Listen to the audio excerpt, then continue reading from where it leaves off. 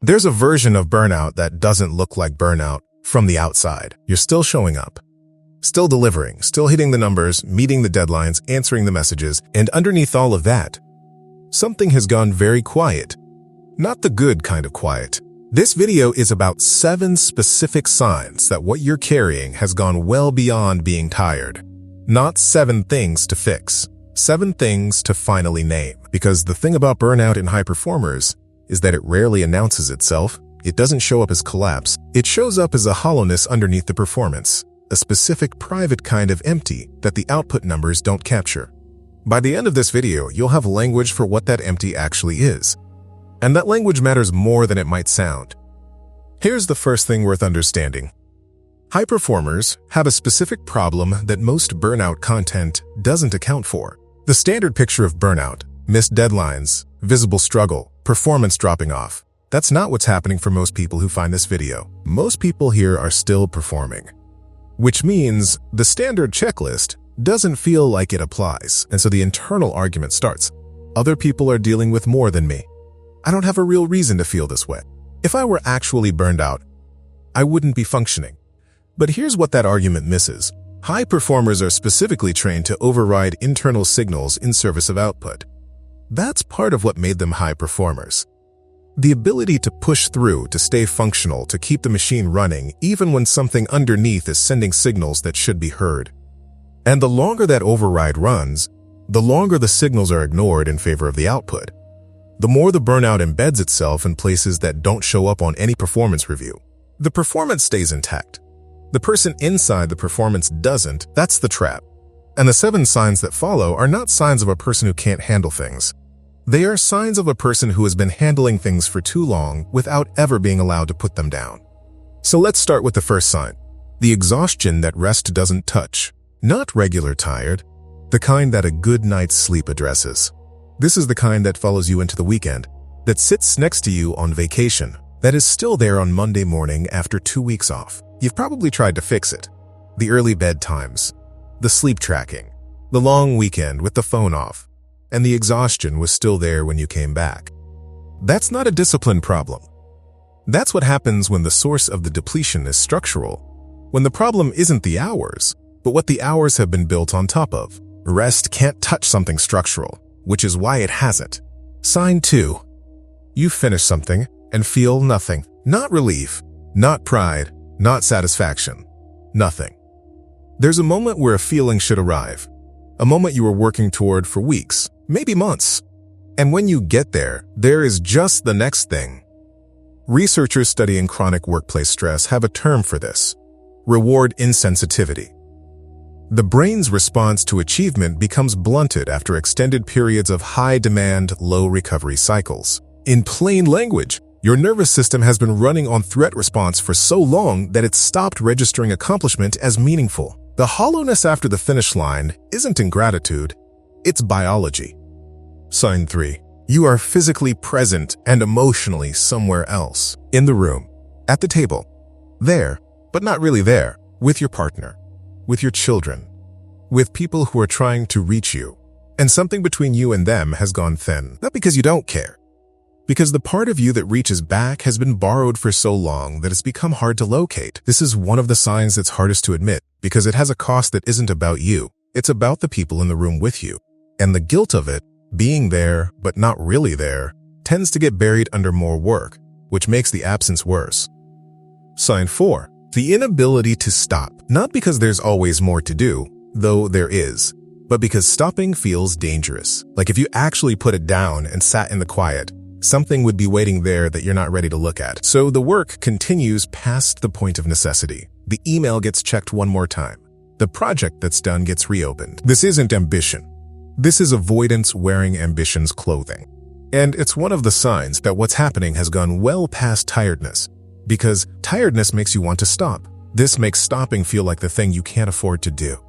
Now we move into the deeper territory. Sign 5. You've become a stranger to your own preferences. Someone asks what you want for dinner, what you want to do this weekend, what you actually enjoy. And there's a pause that goes longer than it should. Not because you're indecisive, because the question, what do you want, has been unanswered for so long that the pathway to the answer has gone quiet. High performers in chronic output mode spend years responding to external requirements. What does the project need? What does the team need? What does the deadline need? And somewhere in that long run of responding to external demands, the internal signal, the one that knows what you need, gets harder and harder to hear. This isn't a personality flaw. It's what happens when one signal runs so loud for so long that the quieter ones stop competing. Sign 6. The dread that doesn't have a specific cause. Not anxiety about something. Not fear of a particular outcome. Just a low, persistent unease that lives underneath the surface of ordinary days. The kind that's there when you wake up. That's in the background on a Sunday afternoon. That shows up in the car before you walk into your own home. Burnout research increasingly points to this as one of the most misread signals, because without a specific object, it tends to get attributed to personality. I'm just an anxious person. I'm a worrier by nature. But diffuse dread that intensifies in periods of high output and softens slightly in rest is not a personality trait. It's a nervous system that has been in a low-level threat state for so long that the threat response has become the baseline. Your nervous system isn't broken. It's doing exactly what it was trained to do. The training is the problem, not the system. And finally, sign 7.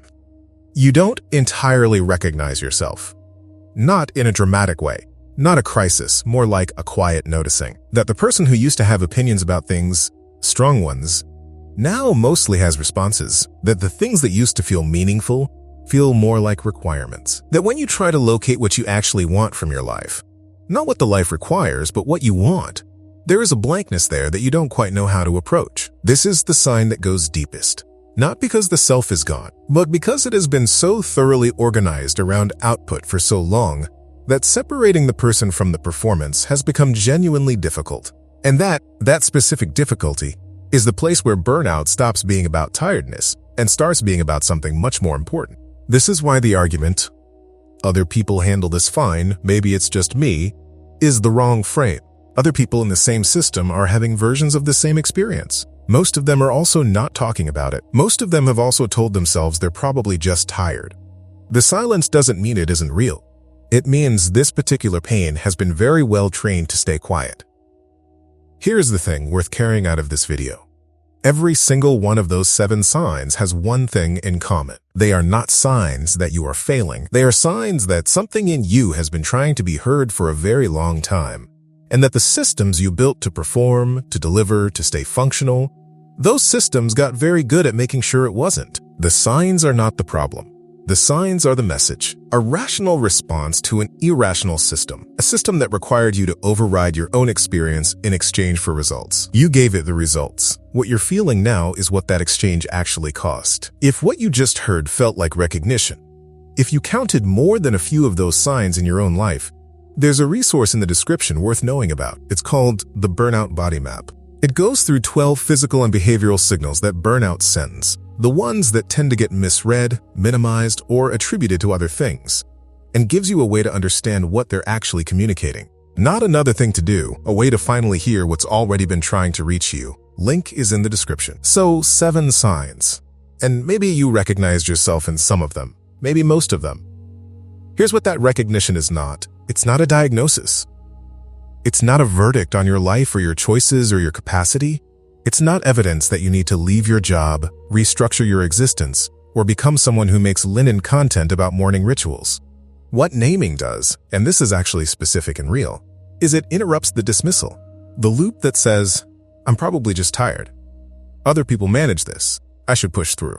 That loop is very expensive, not because pushing through is always wrong, but because when the push through becomes the only move available, when it becomes automatic, when it becomes identity, the signals that were trying to reach you stop getting routed to conscious attention and start getting routed to the body. The tight chest, the sleep that doesn't restore, the dread without a cause. Research on nervous system dysregulation is consistent on this point. The longer high-demand states run without genuine recovery, the more the body shifts into chronic stress physiology, where the baseline stops being calm and starts being threat response. That is not a moral failure. That is biology responding to conditions. And conditions can be named before they can be changed. The 7 signs in this video are not things to be ashamed of. They are things to be accurate about. Because the version of this where you keep telling yourself you're probably just tired, that version has a cost too. It's just a cost that gets paid quietly, across years, in the form of presence that was never quite there, and a self that got harder and harder to locate. Naming it doesn't fix it overnight. That would be a promise this video has no right to make. But naming it, specifically, accurately, without the self-dismissal, is the first thing that has to happen. Everything else comes after that, and you've just done it. If you want to go deeper into what those physical signals are actually communicating, the burnout body map is in the description. It's the next layer of what this video opened. Which of those 7 signs hit closest, and how long have you been explaining it away as something else? So here's where this lands. You came to this video, maybe, half convinced you were being dramatic. Maybe fully convinced. Maybe you clicked because the title named something you've been carrying, without quite letting yourself say it out loud. And what this video has tried to do, the only thing it has tried to do, is give that something a name. Not to alarm you, not to add another thing to the list of problems that need solving, but because the thing you've been carrying has been nameless for long enough. The exhaustion that rest doesn't touch. The numbness where a feeling should be. The presence that isn't quite presence. The stopping that feels dangerous. The preferences that have gone quiet. The dread without a cause. The self that's become harder to find. Inside the performance. Those are not 7 signs of a person who can't handle things. They are 7 signs of a person who has been handling things at a cost they were never supposed to absorb alone, and who has been absorbing it anyway, quietly, for longer than anyone around them probably knows. That's not weakness. That's what the system costs. And you've already paid a significant portion of that cost. What's on the other side of naming it? That part is still open. It's not too late to find out what it is. It's not too far to reach. And it starts very specifically with what just happened here. You stop dismissing it. That's not nothing. That's actually where it starts.